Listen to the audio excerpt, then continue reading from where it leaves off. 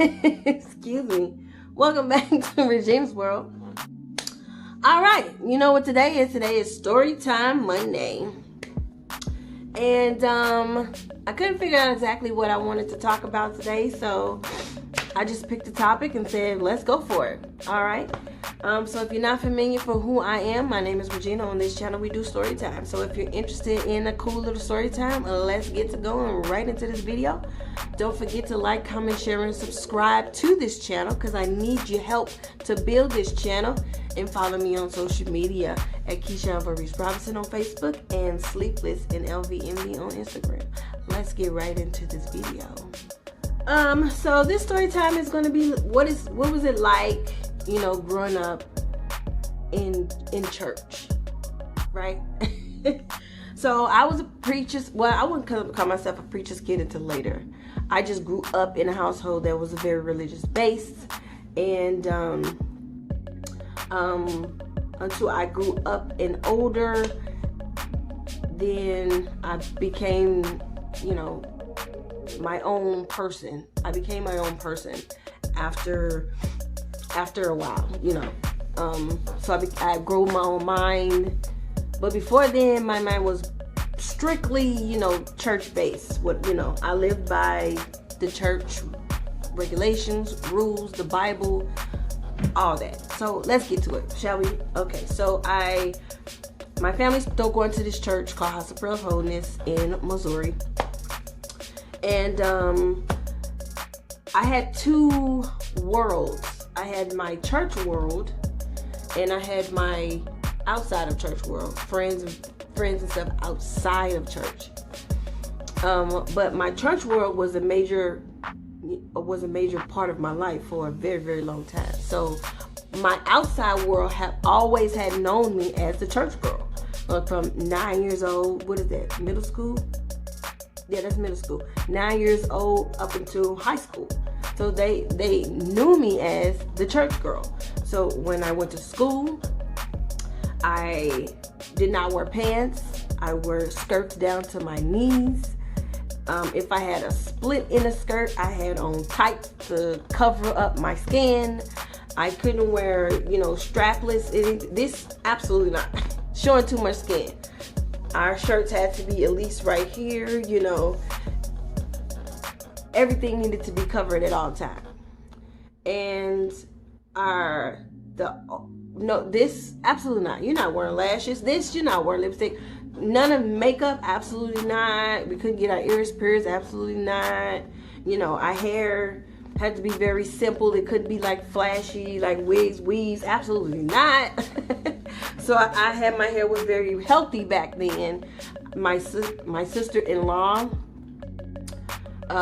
used to be the beautician of the church. She used to do our hair all the time. She used to, I had beautiful hair. You know, I'm not gonna lie about that. She used to keep me laid, you know, but that was the most flashy that I can get. So I think that's how I turned into fashion, why I like clothes so much, because I had to be so demure in church that I tried to play with fashion while I was in church. Like, you know, everybody else looked like old maids and everything. I just couldn't see myself looking like that. Like, I don't want to look like that. I'm this age. I'm 15, I'm 14, I'm 12. I want to look like that, not like an old maid all my life. So it was always, you know, Monday through Friday. I mean, Monday, Wednesday, and Friday was church services. Is that right? Or Monday and Friday was church service. Wednesday was choir rehearsal. One of them days was prayer services. Sunday services was on Sundays, of course. We had to go to Sunday school, and, you know, we was there all day, every day. I mean, all day on Sundays. We started at like 9. We don't get out of there until about 4 or 5 in the afternoon. You know, whatever. But I was full on into church because that was my household. We prayed, we read the Bible. You know, the most fun that we ever had during my church time was actually going, you know, apple picking. That was their like yearly thing. It's almost Thanksgiving, so I'm sure now it's allowed because of COVID this year, but usually around this time of year, the House of Prayer would go as a group to the orchard in Missouri and go apple picking, and that was, one of the highlights that they did outside together.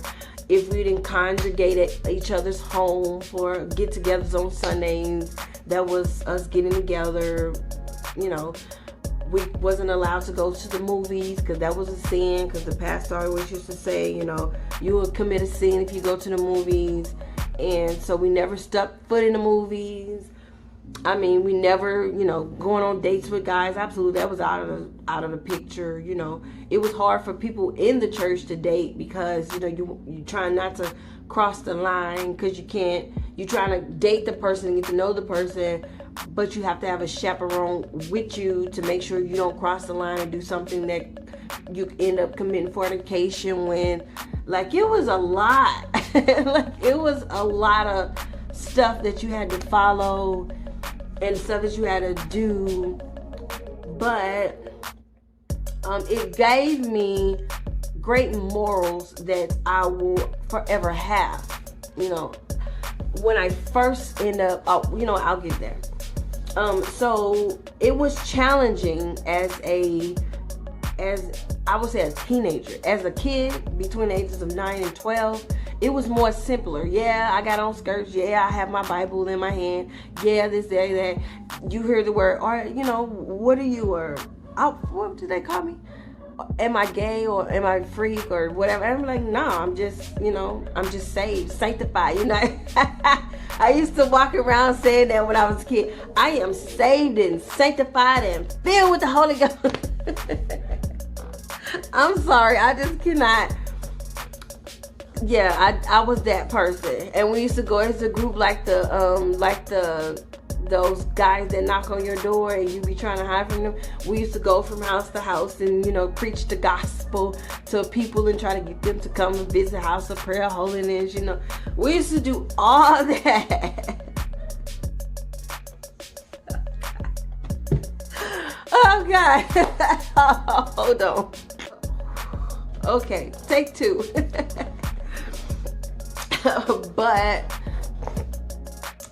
But the morals, I'm still going too far. In high school, though, it became more challenging, because in high school, I'm trying to find myself in high school. And during this age, everybody's trying to figure out, find themselves and figure out who they are and, what they like and all that. They're trying to find themselves in high school. And that's how I was. So I kind of began to rebel around this time, because my church was telling me it was a sin to hang out with people that is non-church, because they're going to make me do things that's against the Bible.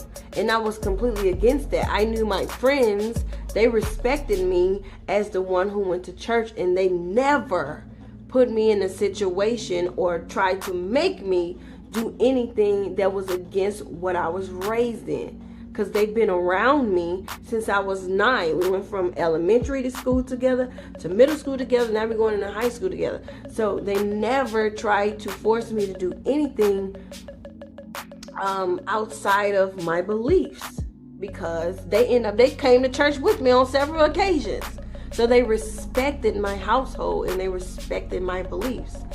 But during the same time, I wanted to find my own self. I wanted my own identity in life. And I started exploring, I wanted to learn about boys. I wanted to do all these things that I was forbid all my life that I couldn't do, Like something simple, we can't celebrate Halloween in House of Prayer, that's the devil's day. We can't celebrate Halloween. We can't celebrate Christmas. We can't celebrate this stuff. I wanted to celebrate those things, Like, what is the big deal? It's a day, it's not even, we're not even really celebrating the meaning of what it is. It's just Halloween, dress to cap and go get some candy. You know, I just wanted to do things outside of what my church was telling me that I couldn't do.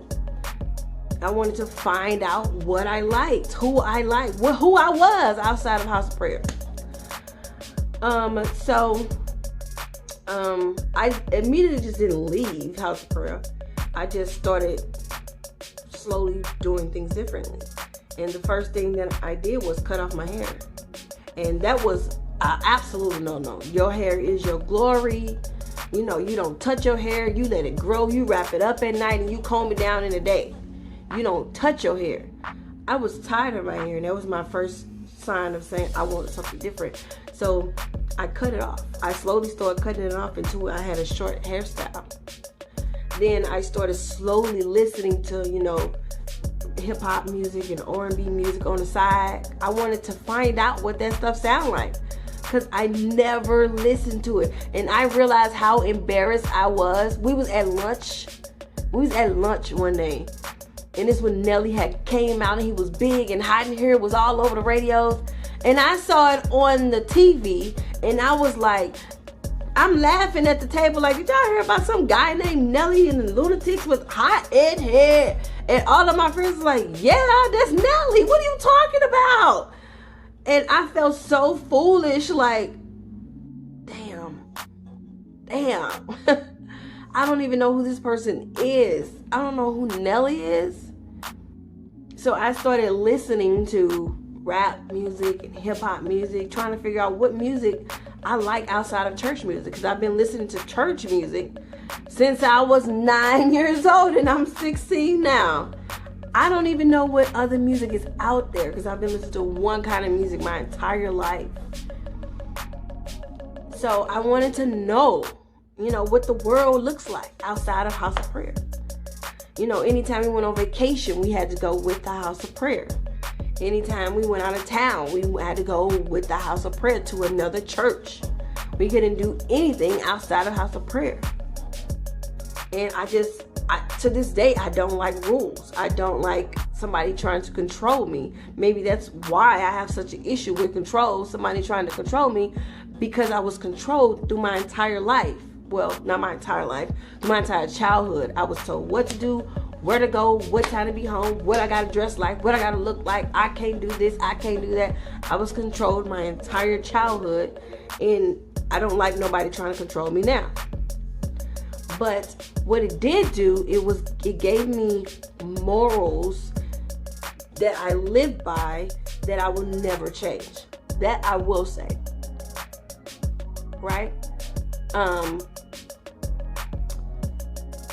So growing up, right, it was like,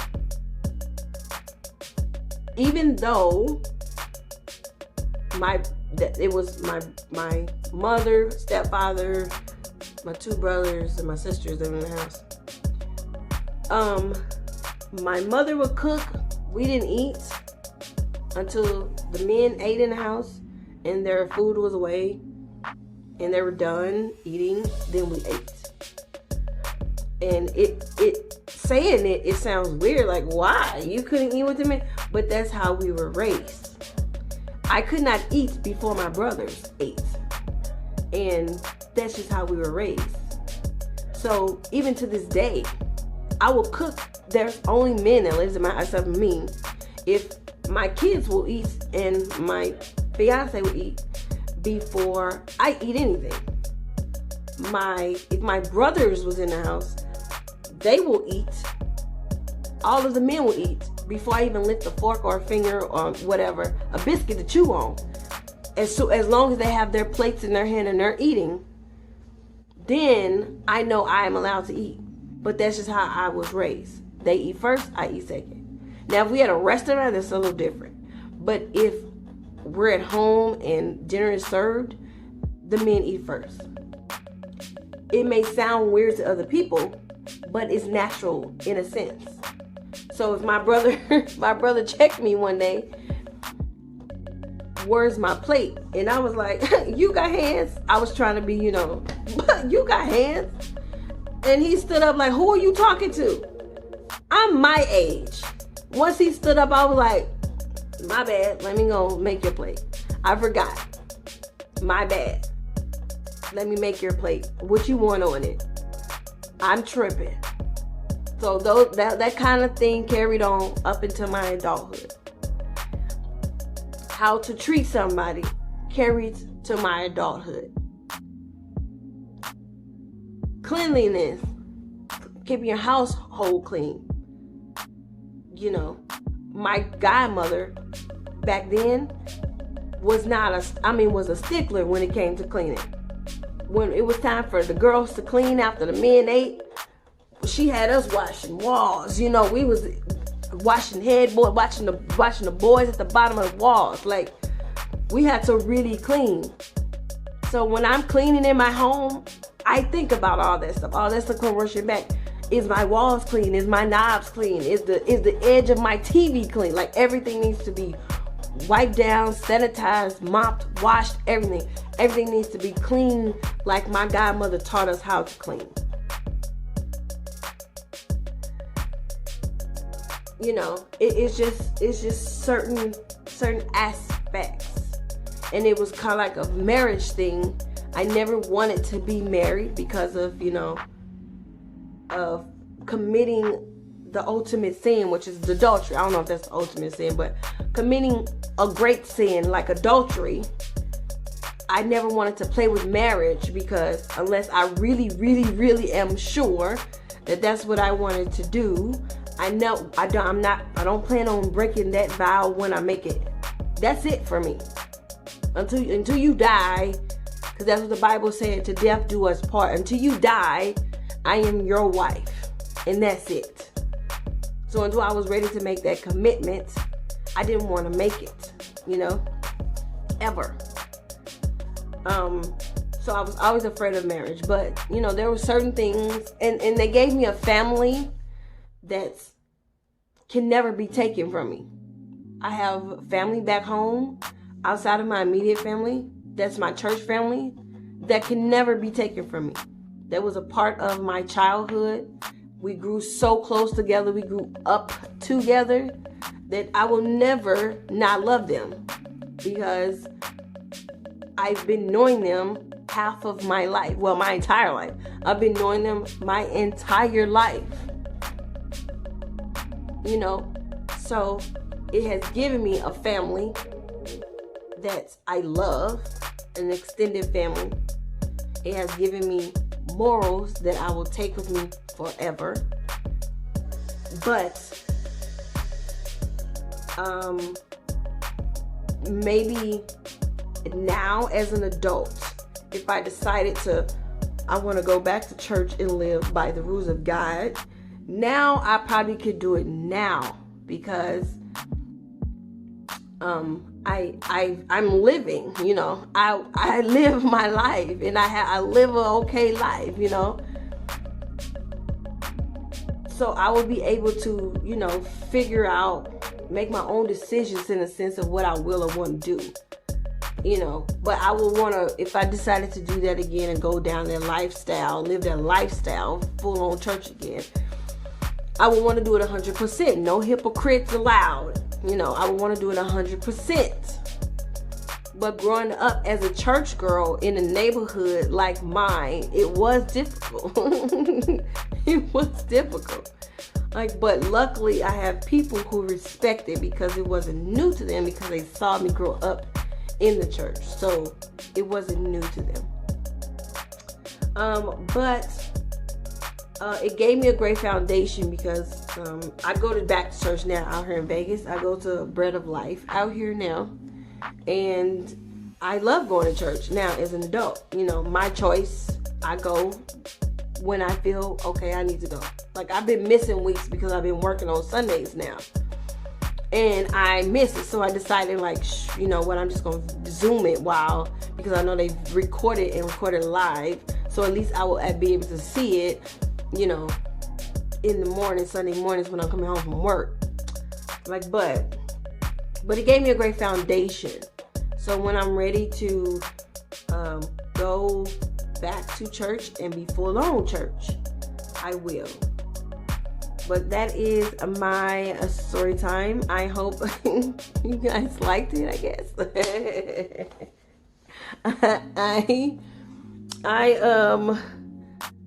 I will figure out a better story time next time for you. I just couldn't figure out one this week, but I wanted to give you something this week. So don't forget to like, comment, share, and subscribe to this channel. I hope you guys enjoyed the story time. All right, catch you in the next video. Bye.